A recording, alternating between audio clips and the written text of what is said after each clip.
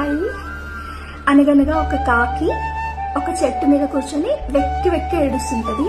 అదే చెట్టు కింద కూర్చుని ఒక సాధువు ఎందుకు ఏడుస్తున్నావు అని అడుగుతాడు. అప్పుడు కాకి, నేను నల్లగా ఉంటాను, నన్నెవ్వరూ పెంచుకోరు, ముద్దు చేయరు, నన్ను ప్రేమించే వాళ్లే లేరు, నా మీద నాకు చిరాకు వచ్చేసింది స్వామి, ప్రపంచంలో అందరూ బాగానే ఉన్నారు, నా జీవితమే ఎందుకో ఇలా ఏడ్చింది అని బాధపడుతుంది. అప్పుడు సాధువు, ఎవరు బాగున్నారు అని అడుగుతాడు. కాకి వెంటనే, ఆ హంసను చూడండి స్వామి, ఎంత అందంగా పుట్టిందో అని అంటుంది.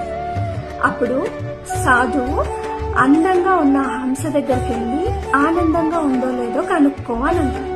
కాకి వెంటనే వెళ్ళి హంసతో మాట్లాడతాడు.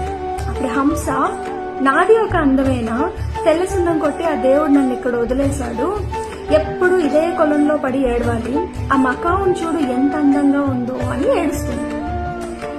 సో నీకేంటంటే, పక్క వాళ్ళ లైఫ్ మనకంటే బాగుంది అనుకుంటాం, డబ్బులున్న వాళ్ళు మనకంటే చాలా బాగున్నారు అని కూడా అనుకుంటాం. ఏం కాదు, ఇక్కడ అందరి లైఫ్ లో అలాగే ఉన్నాయి, ఎవరి కష్టాలు వారివే. సో ఆ కాకిలాగా మనల్ని కూడా ఎవ్వరు ఇష్టపడకపోతే, ఎవ్వరు లవ్ చేయకపోతే ఇంకా అదృష్టం, ఇంకా ఆనందంగా బతుకుతాం. చిన్న కథ నచ్చిందా?